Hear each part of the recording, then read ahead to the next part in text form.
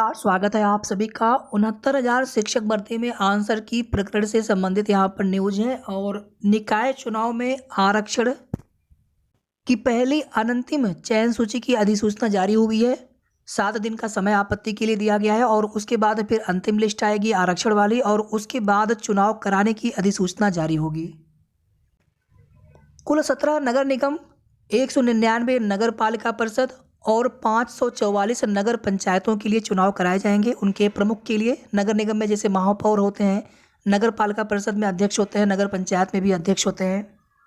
और एक यहाँ पर और महत्वपूर्ण अपडेट है, लोक सेवा आयोग से विभिन्न विभागों से आयोग को कुल कितना अध्याचन प्राप्त हुआ है, कितने पदों का, कुल 5,774 पदों का।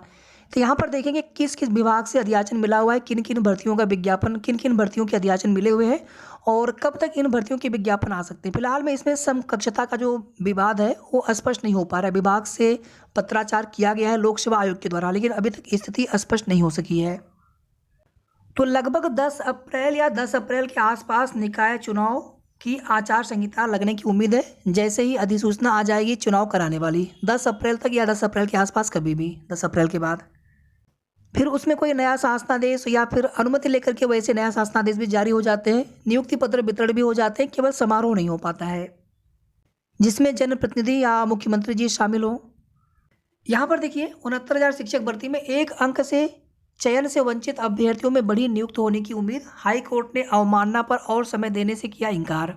ये कोर्ट की सुनवाई और कोर्ट ऑर्डर दोनों ही की अपडेट हमने आप सभी को ऑलरेडी दे दी थी, आप सभी तक जानकारी भी पहुंच गई थी। याचिकाओं में उलझी 69,000 शिक्षक भर्ती पूरी नहीं हो पा रही है। आरक्षण में त्रुटि का आरोप लगाकर आरक्षित वर्ग के अभ्यर्थी चयन सूची संशोधित करने की हाई कोर्ट के लखनऊ खंडपीठ के आदेश के बाद से उलझे ही हुए हैं कि 1 अंक से चयन से बाहर हुए याची कोर्ट के आदेश के बावजूद नियुक्ति की प्रतीक्षा में है।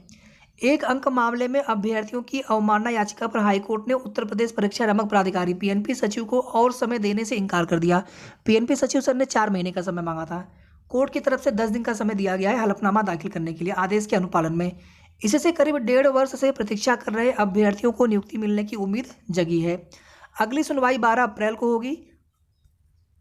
उत्तर कुंजी विवाद मामले में 12 अप्रैल को ही देखिए जूनियर हाई स्कूल शिक्षक भर्ती में भी डेट लगी है, सभी मैटर बंच में करके। उत्तर कुंजी विवाद मामले में हाई कोर्ट की डबल बेंच ने 25 अगस्त 2021 को शैक्षिक परिभाषा वाले प्रश्न में, ये आप सभी जानते हैं, इसमें ये पुरानी न्यूज है। और लगभग जो यहाँ पर है कुल परीक्षण करने के बाद प्रत्यावेदनों का 2300 याची अभ्यर्थियों की सूची बेसिक शिक्षा परिषद को अंतिम चयनित गुणांक के अनुसार तैयार किए जाने के लिए भेज दी है। इधर अभ्यर्थियों ने अवमानना याचिका भी लगाई है। याची अभ्यर्थी ने बताया कि लखनऊ खंडपीठ के एकल बेंच के आरक्षण मामले के आदेश का हवाला देते हुए 1 अंक विवाद में 4 माह का अतिरिक्त समय मांगा जा रहा है, जिसे कोर्ट ने नहीं माना है। अब यहाँ पर देखिए सबसे बड़ी समस्या ये आ रही है साथियों की अभी जो लिस्ट रिविजिट करनी है, हालांकि उसमें समायोजन का भी रास्ता माननीय न्यायालय की तरफ से सुझाया गया है। अभी उसमें डिवीजन बेंच जाने के लिए भी आश्वासन मिला हुआ है बेसिक शिक्षा मंत्री जी की तरफ से आरक्षण वाले मामले में 6800 लिस्ट की अभ्यर्थियों के धरना करने पर। पूरी लिस्ट रिविजिट करने पर उसमें क्या परिवर्तन होगा, किस कैटेगरी के अभ्यर्थी कितने प्रभावित होंगे, 3 महीने का समय दिया गया है लिस्ट रिविजिट करने के लिए। अब देखना ये होगा कि 12 अप्रैल को क्या हलफनामा लगाया जाता है पीएनपी सचिव सर के द्वारा। क्या और अतिरिक्त समय की मांग करते हैं या फिर हलफनामा लगा देते हैं।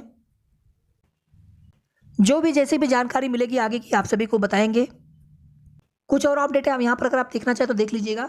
नगर निकायों में आरक्षित पदों पर भर्ती के नाम पर होने वाली मनमानी पर लगाम लगाने की तैयारी है। अब भर्ती करने से पहले नगर निकायों को शासन को बताना होगा कि आरक्षित वर्ग के कितने पद स्वीकृत हैं और कितने भरे व खाली पद हैं। समूह ख, ग व घ के कुल कितने आरक्षित पद हैं, केंद्रीय सेवा और अकेंद्रीय सेवा के कुल मिलाकर के इसमें है।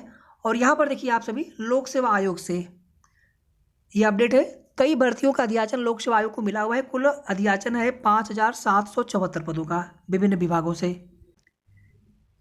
जिसमें राजकीय इंटर कॉलेजों में पुरुष प्रवक्ता 320 पद, राजकीय इंटर कॉलेजों में महिला प्रवक्ता 116 पद, सहायक अध्यापक पुरुष 3,254 पद, सहायक अध्यापक महिला 1,708 पद, अलग अलग विभागों में समीक्षा अधिकारी 120 पद, सहायक समीक्षा अधिकारी ARO 84 पद, उप कार्यपाल अधिकारी 30 पद, जिला अल्पसंख्यक कल्याण अधिकारी 8 पद, यात्री माल कर अधिकारी 2 पद, जिला दिव्यांग सशक्तिकरण अधिकारी 2 पद हैं, खंड शिक्षा अधिकारी के 80 पद, सहायक निदेशक कारखाना के 3 पद, कृषि विभाग में 3 तरह के पदों पर कुल 88 पद हैं, जिनका अध्याचन मिला हुआ है।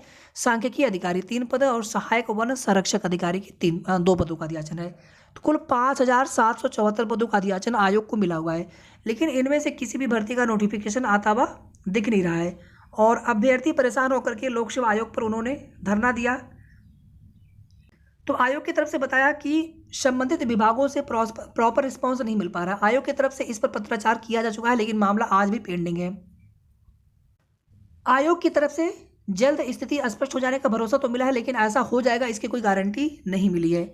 लोक सेवा आयोग से जुड़े सूत्र बताते हैं कि विभिन्न विभागों से कुल 5,774 पदों के लिए अध्याचन मिल चुका है। आज नहीं बल्कि करीब 1 साल पहले ही अध्याचन के जरिए रिक्त पदों की संख्या तो बता दी गई है, लेकिन पदों की समकक्षता स्पष्ट नहीं की गई। आयोग को समकक्षता को लेकर जिन पदों के लिए गाइडलाइन चाहिए उसमें समीक्षा अधिकारी, सहायक समीक्षा अधिकारी, प्रवक्ता, सहायक अध्यापक, कृषि सहायक, सांख्यिकी अधिकारी समेत 24 तरह के पद शामिल हैं। आयोग कदम आगे नहीं बढ़ा पा रहा है, तो उसके पीछे है हाईकोर्ट का आदेश। इसमें कहा गया है कि किसी भी पद पर भर्ती के लिए समकक्षता स्पष्ट होनी चाहिए। पूर्व में हुए कई भर्तियों में समकक्ष योग्यता के अंतर्गत ऐसी डिग्रियों से लोगों का चयन हो गया जो बाद में अमान्य घोषित हुई। ऐसे विवाद शिक्षक भर्ती में ज़्यादा आए। हाई कोर्ट के आदेश के बाद आयोग ने जिस भर्ती में समकक्ष योग्यता स्पष्ट नहीं थी उसे संशोधित करने के लिए शासन को भेज दिया है। नीचे आप देखेंगे विनोद गौड़ उप सचिव जी हैं यूपी पीएससी के। इन्होंने कहा है कि समकक्ष योग्यता के निर्धारण के लिए विभागों से जानकारी मांगी गई है। इसकी डिटेल के साथ अध्याचन मिलते ही भर्ती प्रक्रिया शुरू कर दी जाएगी। तो ये कुल मिलाकर के महत्वपूर्ण अपडेट थी।